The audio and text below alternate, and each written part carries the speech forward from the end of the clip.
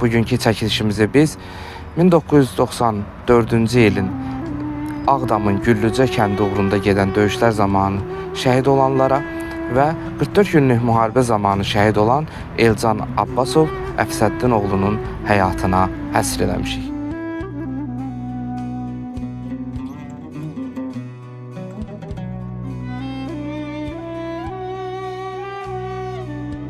Ben gelende gördüm çölde ağlaşırlar.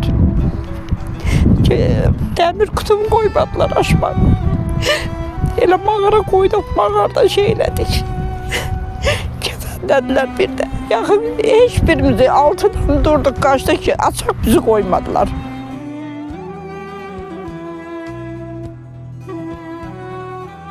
Dedim herkes ben özüm de yetim kızım. Hiç kimim yoktu senden başka benim.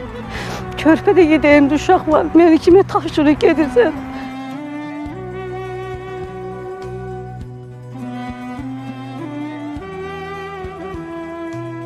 Bir gece geldi eve.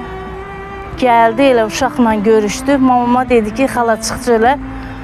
O yadımdan çıxmır da heç vaxtı. Ki, uşağımla görüşüm.